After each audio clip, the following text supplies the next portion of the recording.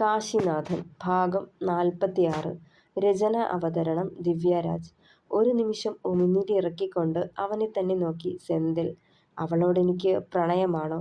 ഏയ് ഇല്ല. അങ്ങനെ പറയാൻ കഴിയോ?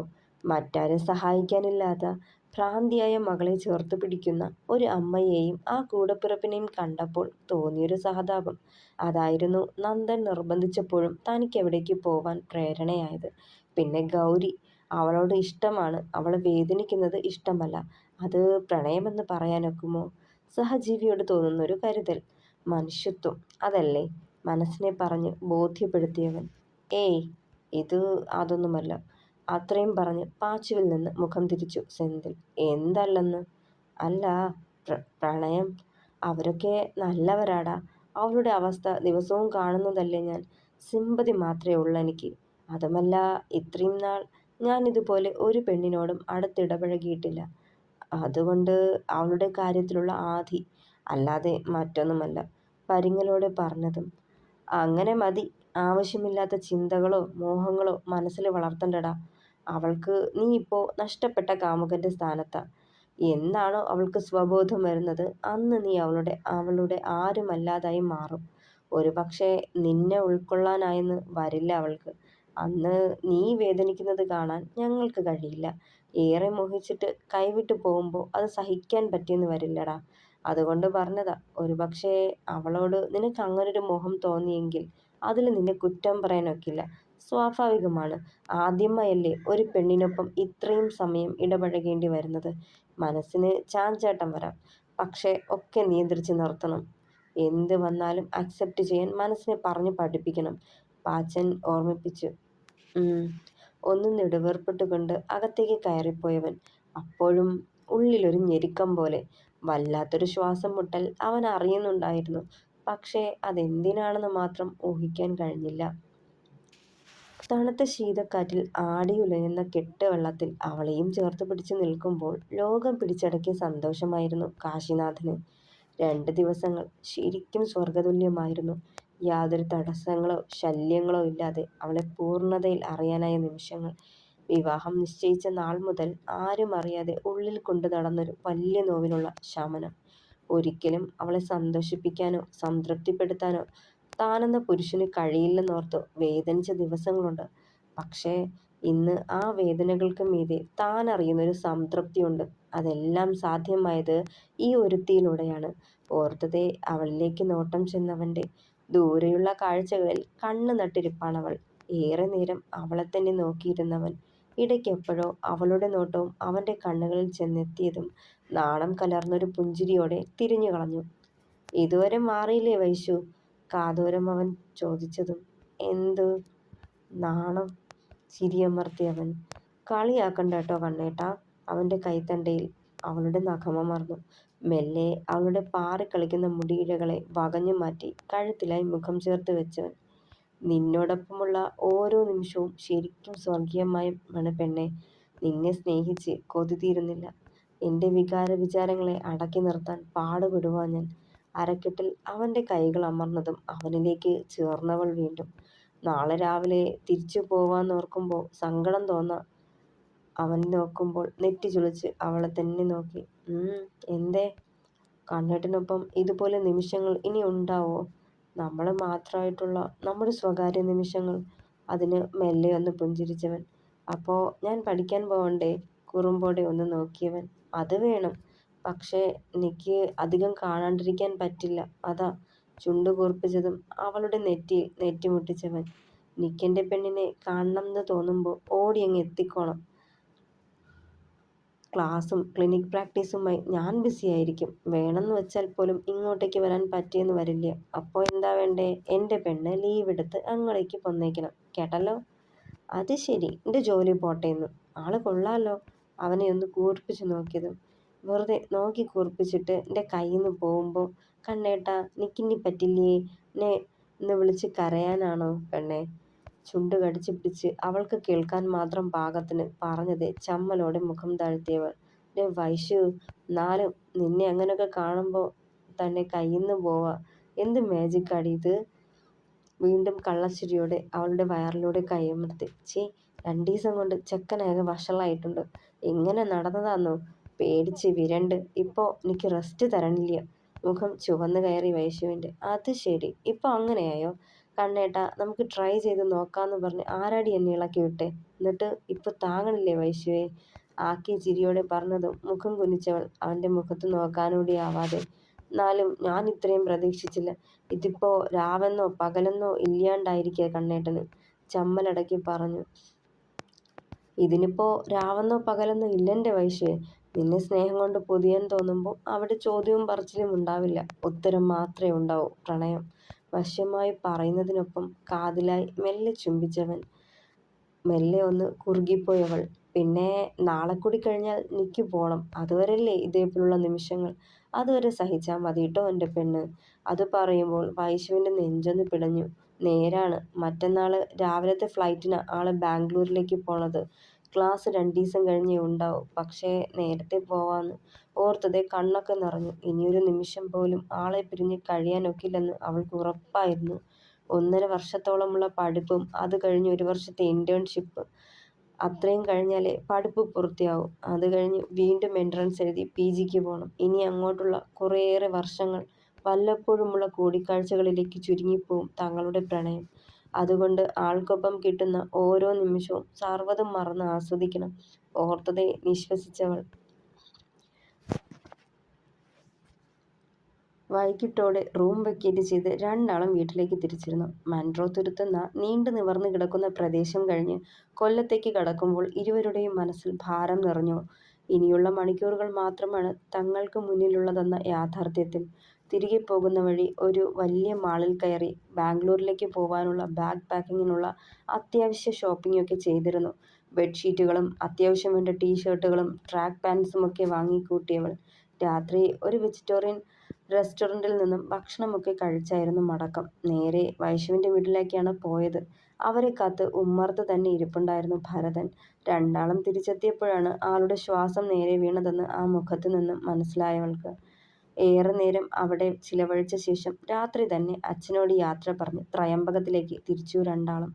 കാർ കൊണ്ടൊതുക്കി മുറ്റം കടന്ന് വീട്ടിലേക്ക് ചെല്ലുമ്പോൾ അകത്ത് ആനന്ദിൻ്റെ ഉച്ചത്തിലുള്ള ശബ്ദം പുറത്തേക്ക് കേൾക്കാമായിരുന്നു. വാതിൽ തുറന്നു കിടന്നത് കാരണം രണ്ടാളും അകത്തേക്ക് കയറി ചെന്നു. ഒരു ചെയറിൽ തല കുമ്പിട്ടിരിക്കുന്ന ചന്ദ്രന് നേരെ ഉറച്ച ശബ്ദത്തിൽ സംസാരിക്കുകയായിരുന്നു ആനന്ദ്. ഒക്കെ കേട്ട് വാതിൽക്കൽ കണ്ണുനീരോടെ നിൽപ്പുണ്ടായിരുന്നു ശാരദാമ്മ. നിങ്ങൾ ആരെങ്കിലും സ്നേഹിച്ചിട്ടുണ്ടോ? ഇന്നേ വരെ ഇല്ല. ആരെയും സ്നേഹിച്ചിട്ടില്ല. എന്നെയോ കാശിയെയോ അമ്മയെയോ ആരെയും. പക്ഷെ നിങ്ങൾ കാരണം എല്ലാവരും ഒത്തിരി അനുഭവിച്ചു. ആനന്ദിൻ്റെ സ്വരം കടുത്തു. ആദ്യം അമ്മ. നിങ്ങളെ പ്രാണനെ പോലെ സ്നേഹിച്ചതല്ലേ, വിശ്വസിച്ചതല്ലേ അവര്. എന്നിട്ട് അവരെ ചതിച്ചില്ലേ നിങ്ങൾ? ഏതോ ഒരുത്തി വന്ന് കണ്ണും കലാശവും കാട്ടിയപ്പോൾ അവരുടെ പിന്നാലെ പോയി. അമ്മയ്ക്കില്ലാത്ത എന്ത് ക്വാളിറ്റിയാ അവരിൽ നിങ്ങൾ കണ്ടത്? അലറിയവൻ. മുഖം കുനിച്ചിരുന്നു കണ്ണുനീർ പൊഴിച്ചയാൾ. നിങ്ങളുടെ ആ ബന്ധം വീട്ടിലും നാട്ടിലും പാട്ടായപ്പോൾ ആ സ്ത്രീയെയും ഉപേക്ഷിച്ചു.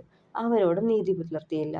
പിന്നെ അവരിലുണ്ടായ നിങ്ങളുടെ മകൻ, അവനെ കുഞ്ഞുനാളിൽ നേരാവണ്ണം നിങ്ങൾ കണ്ടിട്ടുണ്ടോ? അവൻ്റെ വളർച്ചയിൽ കൂടെയുണ്ടായോ? ഇല്ല. സമാധാനത്തോടെ മുത്തശ്ശിയുടെ തണലിൽ കഴിഞ്ഞവനെയാ അമ്മയോടുള്ള വാശിപ്പുറത്ത് അവിടേക്ക് വലിച്ചു പറിച്ചു കൊണ്ടുവന്നത്. വലിയ വിദ്യാഭ്യാസം കൊടുക്കാനത്രേ, പഠിപ്പിച്ച് വലിയ നിലയിലാക്കാനത്രേ. എന്നിട്ട് നിങ്ങൾ അവനോട് നീതി പുലർത്തിയോ? എല്ലാവരും കൂടി പിച്ച് ചീന്തി അവൻ്റെ ജീവിതം നശിപ്പിച്ചപ്പോൾ പോലും കൂടെ നിന്നില്ല. അവനെ കൂടുതൽ വേദനിപ്പിച്ചേയുള്ളൂ. അവനെ മനസ്സിലാക്കിയോ നിങ്ങൾ? എവിടെ? അല്ലേ? അവനെ നിങ്ങളുടെ മുന്നിലിട്ട് പന്ത് തട്ടണ പോലെ അമ്മ തട്ടിക്കളിച്ചപ്പോഴും നിങ്ങൾ അവനെ മനസ്സിലാക്കിയില്ല. അവൻ്റെ അമ്മയോടുള്ള പക അവർ ആ പാവത്തിന് നേരെയാ തീർത്തത്.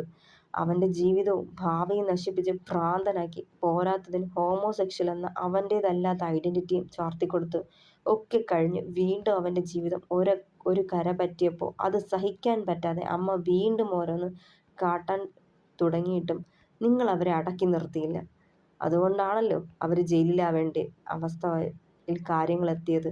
ഇപ്പോൾ അവനോടുള്ള പക മൂത്ത് ഭ്രാന്ത് പിടിച്ചിരിക്കും അവർക്ക്. സമനില തെറ്റി മുന്നിൽ ചെല്ലുന്നവരെയെല്ലാം കാശിനാഥനാണെന്നും പറഞ്ഞ് ആക്രമിക്കുക. ഒക്കത്തിനും കാരണം നിങ്ങളാ. ഇന്നലെ ഞാൻ അവരെ മെൻ്റൽ ഹോസ്പിറ്റലിൽ കൊണ്ടുപോയി. വല്ലാണ്ട് വയലൻ്റ് ആവുന്നത് കൊണ്ട് കൂടെയുള്ള രോഗികളെ ഉപദ്രവിക്കുമെന്ന് ഭയന്ന് ഒരു സെല്ലിൽ ഒറ്റയ്ക്ക് പൂട്ടിയിട്ടിരിക്കുക. പണ്ട് കാശിയെ പൂട്ടിയിട്ടിരുന്ന പോലെ. ആനന്ദ് അത് പറയുമ്പോൾ നടുക്കത്തോടെ കാശി വൈശുവിൻ്റെ കയ്യിൽ മുറുകെ പിടിച്ചു. കാശിയുടെ മുഖത്തേക്ക് മിഴികളുയർത്തി നോക്കിയവൾ. അവിടെ വേദനയോ ദുഃഖമോ ഒന്നുമല്ല, നിർവികാരത മാത്രം. സാരല്ല എന്ന് പറയുന്നത് പോലെ കണ്ണുകളാൽ കെഞ്ചിയവൾ. കണ്ണാ. രണ്ടുപേരെയും കണ്ടതും ശാരദാമ്മ ഉച്ചത്തിൽ വിളിച്ചുകൊണ്ട് അവർക്കരികിലേക്ക് വന്നിരുന്നു. ശാരദാമ്മയുടെ വിളി കേട്ടതും ആനന്ദും ചന്ദ്രനും പെട്ടെന്ന് തിരിഞ്ഞു നോക്കി. പ്രതീക്ഷിക്കാതെ അവനെ അവിടെ കണ്ടതും ഒന്ന് നടുങ്ങിപ്പോയി രണ്ടാളും. ഇതുവരെയും അവനെപ്പറ്റി കൂടി പറഞ്ഞതൊക്കെ അവനും കേട്ടല്ലോ എന്ന ചിന്തയിൽ. എന്തേലും കഴിച്ചോ മക്കളെ? വാത്സല്യത്തോടുള്ള അവരുടെ ചോദ്യത്തിന് മറുപടി നൽകുമ്പോൾ വിറച്ചിരുന്നു അവന്റെ ശബ്ദം. യാത്രയൊക്കെ സുഖമായിരുന്ന കുട്ടിയോളെ വീണ്ടും അവർ ചോദിക്കുമ്പോൾ രണ്ടാളും തിരികെ വന്ന സന്തോഷമായിരുന്നവരിൽ. അമ്മമ്മേ, ഞങ്ങൾ റൂമിലേക്ക് പൊയ്ക്കോട്ടെ, ഒന്ന് കിടക്കണം. ഇത്രയും യാത്ര ചെയ്തോണ്ടാവും, ക്ഷീണുണ്ട്. തന്നെ നിർവികാരതയോടെ നോക്കി നിൽക്കുന്ന അച്ഛനും ചേട്ടനും മുഖം കൊടുക്കാൻ മടിച്ച് മുകളിലേക്ക് കയറിപ്പോയവൻ. പിന്നാലെ വൈശുവും. റൂമിൽ കയറി ചെന്ന പാടെ കട്ടിലിൽ ചെന്നിരുന്നു കാശിനാഥൻ. ഇരു കയ്യാലെയും തല താങ്ങിയുള്ള അവന്റെ ഇരിപ്പ് കണ്ടതേ മനസ്സ് അസ്വസ്ഥമാണെന്ന് ബോധ്യമായി വൈശുവിന്. അവന്റെ ഉള്ളിൽ പിടയുന്നതോ നൊമ്പരപ്പെടുന്നതോ സഹിക്കാൻ കഴിയുമായിരുന്നില്ല അവൾക്കും. അത്രത്തോളം തകർച്ചയിൽ നിന്നും ഇന്നത്തെ ഈ അവസ്ഥയിലേക്ക് വരാൻ എത്രമാത്രം കടമ്പകളിലൂടെ താൻ കടക്കേണ്ടി വന്നെന്നും എത്രമാത്രം കാത്തിരിക്കേണ്ടി വന്നെന്നുമുള്ള ചിന്തയിൽ വാതിലടച്ച് കുറ്റിയിട്ട ശേഷം വേഗം അവനടുത്തേക്ക് നടന്നവൾ അവന്റെ നോവിന് ആശ്വാസമാകാൻ. കണ്ണേട്ടാ, എന്തായത്? ആനന്ദേട്ടൻ പറഞ്ഞത് കേട്ട് വിഷമായോ? ആ സ്ത്രീയെ ഓർത്താണോ ഇത്രയും വേദന? അവന്റെ മുഖം കൈക്കുമ്പിളിലെടുക്കുമ്പോൾ നിറകണ്ണുകളോടെ അവളെ നോക്കിയവൻ. പിന്നെ അവളെ ചുറ്റിപ്പിടിച്ച് വയറിലേക്ക് മുഖമമർത്തി. എൻ്റെ അമ്മ കാരണമല്ലേ വൈശു ആനന്ദേട്ടൻ്റെയും ആ സ്ത്രീയുടെയും അച്ഛൻ്റെയും ഒക്കെ ജീവിതം തകർന്നേ? ആനന്ദേട്ടൻ വീണ്ടും അത് പറഞ്ഞപ്പോൾ വല്ലാത്തൊരു നോവ്. അറിഞ്ഞോ അറിയാതെയോ ഞാനും ആ സ്ത്രീയുടെ ഇന്നത്തെ അവസ്ഥയ്ക്ക് കാരണമല്ലേ എന്നൊരു തോന്നൽ. ആർക്കും വേണ്ടാത്തവനായിട്ട് ഞാൻ പിറക്കരുതായിരുന്നെന്ന് തോന്നിപ്പോവാ. വിറവോടെ വിതുമ്പുമ്പോൾ കനപ്പിച്ചൊന്ന് നോക്കിയവൾ. മുഖത്ത് കോപമായിരുന്നു അവളുടെ. ദേ കണ്ണേട്ടാ, വേണ്ടാത്തതൊന്നും ഓർത്തു പിടിച്ച് സ്വയം കുത്തി നോവിക്കാൻ നിൽക്കണ്ട. നിങ്ങളുടെ അമ്മ തെറ്റുകാരിയെങ്കിൽ അച്ഛനും അത് തെറ്റ് ചെയ്തയാളാ. ഒരു സ്ത്രീ പ്രലോഭിപ്പിച്ചാലും ഇല്ലെങ്കിലും അവളുമായി തെറ്റായൊരു ബന്ധത്തിൽ ഏർപ്പെടുന്നതിന് മുന്നേ തന്നെ വിശ്വസിച്ച് താൻ മാത്രം ലോകമായി കരുതി പ്രാണനെപ്പോലെ സ്നേഹിക്കുന്ന ഭാര്യയെക്കുറിച്ച് ഓർക്കണമായിരുന്നു. അതുണ്ടായില്ലല്ലോ. തെറ്റ് ചെയ്തു, ഒരിക്കൽ ചെയ്തത് വീണ്ടും ആവർത്തിച്ചു. അതുകൊണ്ടാണല്ലോ വീട്ടിലറിഞ്ഞതും അവരുടെ ജീവിതം തകർന്നതും.